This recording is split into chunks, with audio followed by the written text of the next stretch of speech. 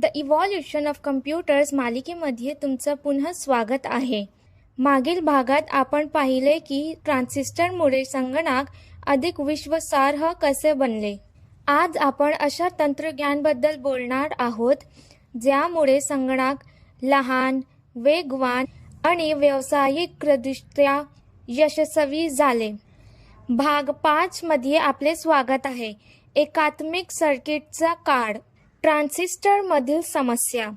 Transistor शक्तिशाली होते, पण जेव्हा हजारो ट्रान्झिस्टर वापरले जाऊ लागले तेव्हा समस्या सुरू झाल्या.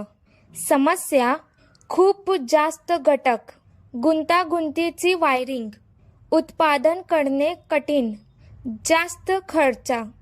शास्त्रज्ञांना कमी जागेत जास्त ट्रान्झिस्टरची गरज होती. एकात्मिक परिपथ म्हणजे काय? एकात्मिक परिपथाचा IC शोध 1958 ते 59 मध्ये लागला. संशोधक जॅक किलबाय, रॉबर्ट नॉईस. IC ही एक लहान सिलिकॉन चिप असते ज्यात शेकडो किंवा हजारो ट्रान्झिस्टर असतात. एक चिप बरोबर एक संपूर्ण इलेक्ट्रॉनिक परिपथ. निकाल: आकारात लक्षणीय घट, वाढलेले वेग, कमी वीज वापर, उच्च विश्वसनीयता. तिसरी पिढीचे संगणक. 1964 ते 1971 हा काळ संगणकांच्या तिसऱ्या पिढीचा काळ म्हणून ओळखला जातो. मुख्य बदल: संगणकाचा आकार कमी होऊन तो जवळपास रेफ्रिजरेटर एवढा झाला. देखभाल करणे सोपे झाले. किंमत कमी झाली. व्यावसायिक वापर वाढला. प्रमुख प्रगती: operating system, multiprogramming, time sharing.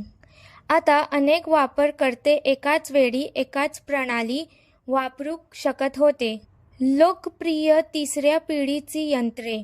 या पिढीतील काही प्रसिद्ध संगणक होते: IBM system 360, PDP-8 DEC, युनिवॅक 1108, ICL 1900 मालिका.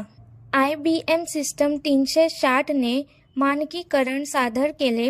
एकाच सॉफ्टवेअर वेगवेगळ्या हार्डवेअरवर चालू शकत होते. उद्योग आणि समाजावर परिणाम.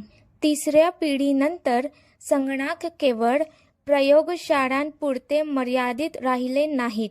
संगणकांनी प्रवेश केले शाळा आणि विज्ञानपीठांमध्ये, रुग्णालयांमध्ये, बँकांमध्ये, सरकारी कार्यालयांमध्ये, मोठ्या कंपन्यांमध्ये. येथूनच सॉफ्टवेअर उद्योगाची खऱ्या अर्थाने सुरुवात झाली.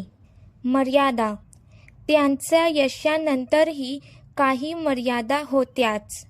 संगणक अजूनही महाग होते, वैयक्तिक वापरासाठी योग्य नव्हते, प्रशिक्षित चालकांची आवश्यकता होती.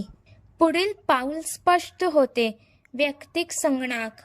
मित्रांनो, इंटिग्रेटेड सर्किट्समुळे संगणक सर्वसामान्यांसाठी उपलब्ध झाले. पुढील भागात आपण मायक्रोप्रोसेसरच्या जन्माबद्दल आणि संगणक प्रत्येक घरापर्यंत कसे पोहोचलेले हे पाहणार आहोत. लाईक करा, शेअर करा आणि सबस्क्राईब करा आणि भेटूया भाग 6 मध्ये.